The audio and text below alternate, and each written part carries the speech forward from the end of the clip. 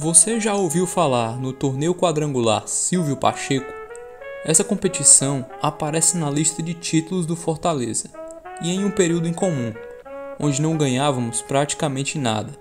Se você, como eu, nunca tinha ouvido falar desse título, deixe o seu like e se inscreva no canal Tricolistas. Hoje você descobrirá tudo sobre essa conquista que comemora 65 anos em 2022.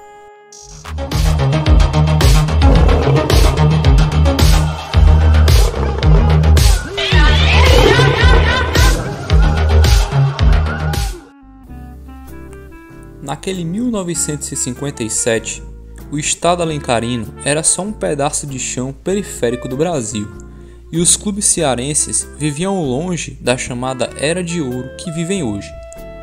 Pelo contrário, eles estavam sempre mendigando renda para sobreviver. Por isso, era necessário enxertar no meio do calendário vários torneios amistosos.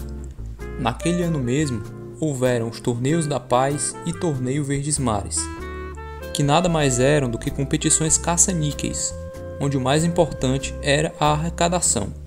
O Fortaleza nesse ano estava sob o comando da família Gomes. Moésio e Mozart eram as principais estrelas do time, que era dirigido por seu pai, o coronel Mozart Gomes, que na época ainda era tenente e acumulava o cargo de treinador. O time contava com remanescente dos títulos estaduais de 53 e 54 e com alguns jovens que pediam passagem e que brilhariam na Taça Brasil 3 anos depois. Os principais jogadores eram o goleiro Aloysio II, o zagueiro Sapenha e Salatiel, Charuto, o centroavante Zé Raimundo e, claro, os irmãos Gomes. Sendo o mais novo, Mozart, ainda considerado verde, apesar de muito talentoso, e Moésio, que era a grande estrela do futebol cearense, mas que estava vivendo uma fase ruim, sendo bastante criticado pela imprensa devido às suas más atuações. Esse time entrava no terceiro ano seguido sem títulos de expressão. E para a mídia e até os clubes de fora do estado, era pouco considerado. Para se ter uma ideia, em 57, o Botafogo e o Montevideo Wanderers vieram ao estado para jogar amistosos e escolheram como adversários o Ferroviário e o rival, ignorando completamente o Fortaleza. Foi pensando em alavancar os recursos dos clubes que a Federação Cearense resolveu organizar um torneio com grandes clubes do Nordeste.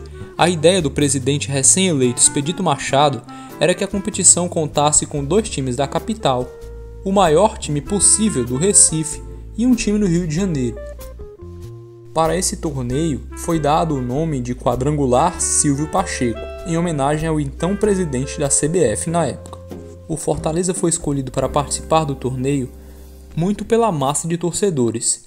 Isso porque, depois do bicampeonato de 53 e 54, o tricolor estava só o bagaço. Nos anos seguintes, em 55, foi apenas o 6º colocado no estadual, que viu o Calouros do Ar sendo campeão. Em 56 houve até uma melhora, o time ficou em 5º, quando o Gentilândia levantou o troféu. Isso fez com que os jornalistas da época colocassem o Fortaleza como apenas mais um time cearense, não o maior ou o mais temido. Porém, ele ainda tinha uma nação de apaixonados ao seu redor, e torcida no estádio gera lucro com a renda. Dessa forma, ele foi colocado na competição, porém nem de longe era o favorito.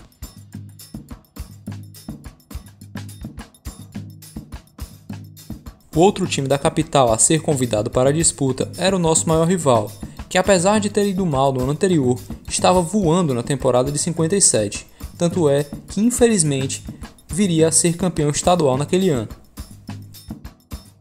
O terceiro participante foi o Santa Cruz, que naquele período vivia a principal temporada de sua história, sendo supercampeão pernambucano meses antes. Por isso mesmo, a equipe coral cobrou um alto cachê para participar do torneio, e foi o último participante a confirmar a presença.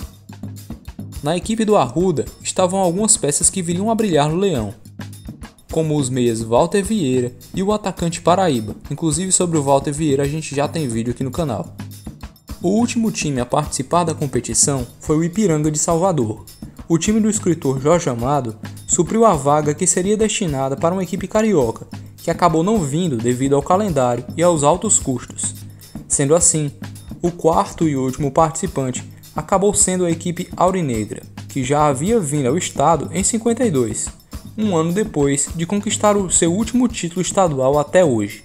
Aliás, o fato de estar em franca decadência fez com que o Ipiranga viesse com tudo para a competição, abrindo mão da disputa do título estadual de 1957, deixando em Salvador apenas um time de aspirantes, enquanto seus principais jogadores vieram para Fortaleza. Quanto ao regulamento, era um torneio quadrangular de turno único e de pontos corridos. As partidas eram disputadas em rodadas duplas, chamadas de partida preliminar e partida de fundo, ou seja, no mesmo dia e local em que o Fortaleza enfrentou o Ipiranga de Salvador, o time da João Pessoa se atracou com o Santa Cruz.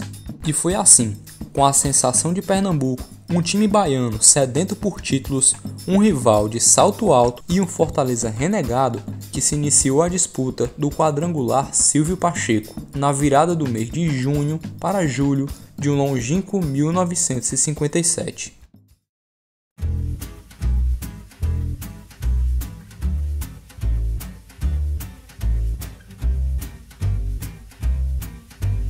O jogo de abertura estava previsto para acontecer no sábado, mas como o Ipiranga acabou se atrasando, desembarcando na cidade apenas ao anoitecer, o jogo foi adiado para o domingo, causando já de início um prejuízo financeiro para a federação.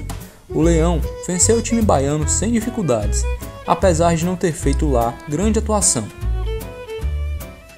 Abriu o placar com Moésio de pênalti e o estreante Ferreira, que havia sido a principal contratação do Fortaleza junto ao Remo para a disputa da competição, marcou o segundo gol logo na sua estreia. Algumas fontes dizem que o gol foi dado para o zagueiro Gilberto do Ipiranga, que teria marcado contra.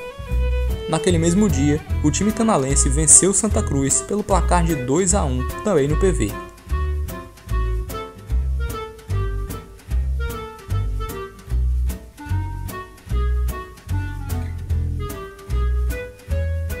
Para a segunda partida, o Leão encararia seu maior rival. Enquanto isso, Santa Cruz e Ipiranga recebiam reforços vindos de casa. Naquele momento, o time zebrado, comandado pelo técnico e ex-artilheiro tricolor Antonino, era o time da moda, ocupando as principais manchetes esportivas e com os jogadores mais badalados.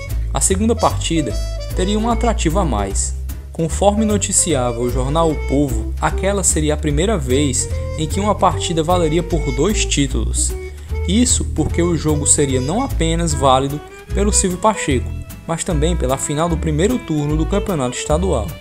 Para tanto, o Fortaleza esperava ainda a documentação vinda de Belém para regularizar o centroavante Ferreira, que apesar de ter marcado no primeiro jogo, não poderia entrar em campo nessa segunda partida, uma vez que se tratava de um jogo oficial do campeonato estadual também.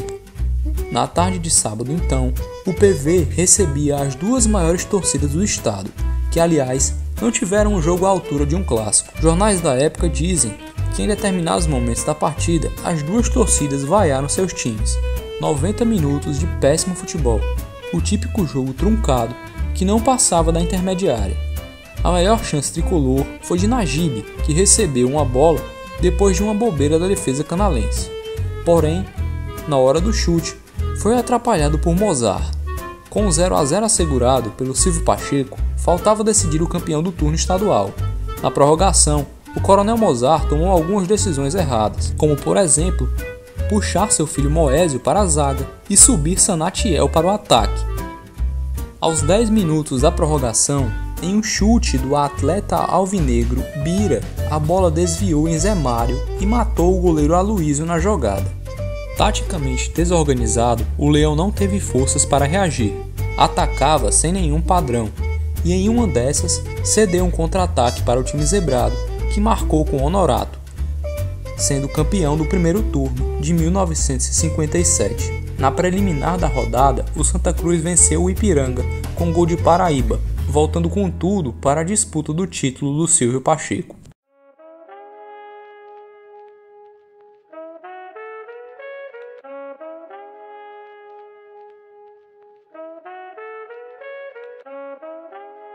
Logo no dia seguinte, o Fortaleza teria pela frente o Santa Cruz. O time do Parque dos Campeonatos tinha para a partida decisiva nada menos que 6 desfalques. No domingo, rodada dupla no PV, o dia começou com o Canal papocando diante do Ipiranga, derrotado na partida preliminar pelo placar de 2-0, o que deixaria o vencedor do jogo Fortaleza e Santa com o título. Sabendo da superioridade técnica que tinha, a equipe pernambucana dominou o jogo no primeiro tempo. Porém, o time tricolor superou suas dificuldades e com muita luta segurou o ímpeto da equipe coral até os 39 minutos, quando Rudimar abriu o placar. Na segunda etapa, o time recifense começou a se poupar, ou talvez tenha sido o cansaço que bateu. O fato é que, com aquele resultado, o Santa estava sendo campeão do torneio Silvio Pacheco, mas em meados do segundo tempo, cobrando uma falta na intermediária, Moésio lançou em profundidade.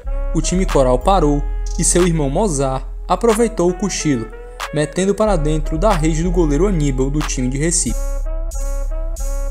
Atordoada, a defesa coral ainda cometeu um pênalti, que foi desperdiçado por Najib, mas acabou não fazendo falta alguma.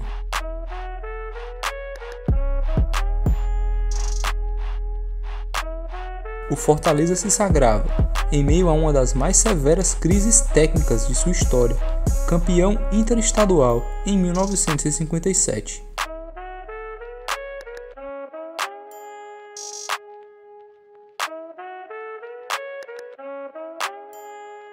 O desempenho acima da média do garoto Mozart Gomes fez com que o próprio Santa Cruz tivesse interesse em levá-lo para o Arruda, e ele até foi para Recife, mas para defender o Náutico. O torneio Silvio Pacheco em si só teve essa edição, pois comercialmente ele não deu o lucro esperado. No fim da tarde de 7 de julho de 1957, uma taça de bronze foi entregue nas mãos do capitão tricolor Moésio Gomes. E foi só, você não verá essa conquista na lista dos maiores feitos do Fortaleza. Não estará na lista dos títulos mais importantes, mas ele teve um simbolismo que poucos saberão perceber. Em um período em que o Fortaleza era tratado com indiferença pela mídia local, subjugado pelos adversários e ignorado pelo meio do futebol brasileiro, aquela taça na mão do Moésio representou muito mais que um título de um torneio amistoso qualquer. Representou um grito de respeito, quase como se a mística camisa tricolor dissesse: "Ei, eu sou o clube dos campeonatos. Mesmo em uma fase, eu ainda sou o maior, o clube que nasceu para ser campeão."